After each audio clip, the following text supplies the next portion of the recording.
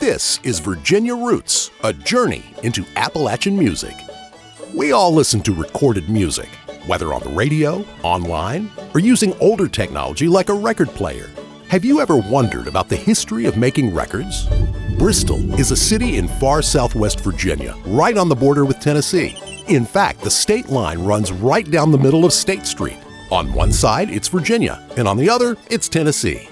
Bristol played a key role in Appalachian music history and is home to what's often called the Big Bang of country music.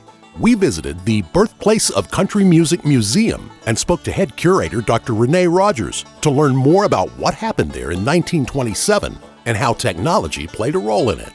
The museum is in Bristol, Tennessee, Virginia, because this is where the 1927 Bristol Sessions took place, and those are integral recording sessions that happened that really sort of jump-started early commercial country music. A recording producer from the Victor Talking Machine Company, a man named Ralph Peer, came here in 1927 specifically to look for what was then called hillbilly music. So that was old-time traditional, what we would call the beginnings of country music. This was sort of a new thing to go out of the major studios in New York or the bigger cities, and part of that was due to a change in technology that made that possible. But coming here meant that they could actually record multiple artists at the same time over a 2-week period. And in the end, he got 76 different songs recorded by 19 different acts, 69 of which ended up being released on record. 2 of those artists had never been recorded before, and they are foundational to the whole history of country music since then. One is the Carter family. They were from just up the road in Mesa Spring, Virginia. And then the second artist that recorded here that had never been recorded before was Jimmie Rodgers. And he, immediately his career took off, just skyrocketed him to stardom.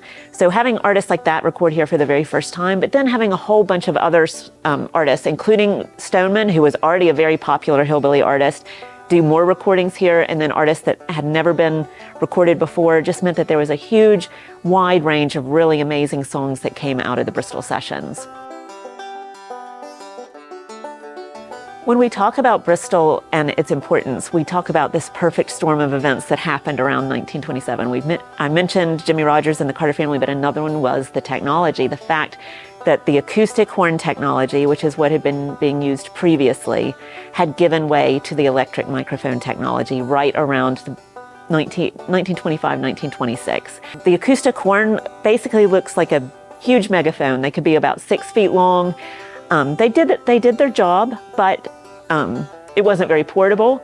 So when you got the electric microphone, the portability meant that it was easier to go out for these location recording sessions.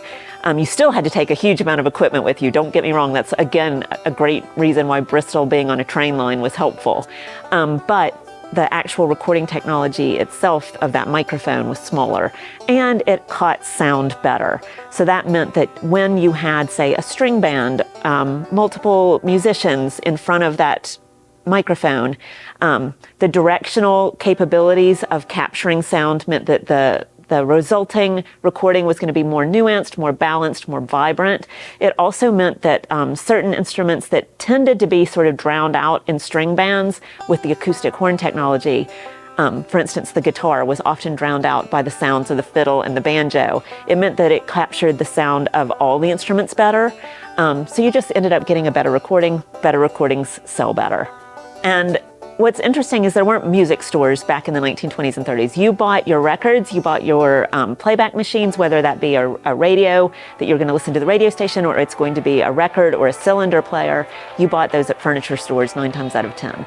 And they went from being pieces of furniture that might be about this big to being something that you could carry. So again, making these things more portable made them more affordable and meant that you could take them with you. You weren't just having them in your living room where that was the only place you were going to listen to them.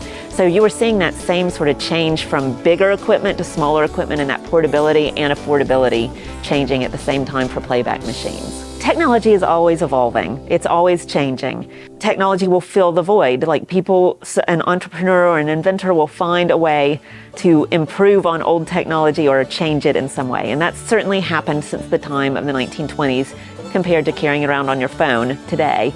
Records are becoming trendy again. People want to collect records. They want to have a record player and listen to things on vinyl. But also, you have the internet, where people aren't having to wait necessarily for a music label to pick them up before they can share their music with the population. So I think there's this continuing desire to share music and to make it accessible to the public. Live music is still huge. Before the recording industry, that's how you listen to music in the 1800s. It was all live. It wasn't through the radio or a record. Live music is still huge. People still want to do that. So I think the connections are there still, because people love to be moved and to listen to music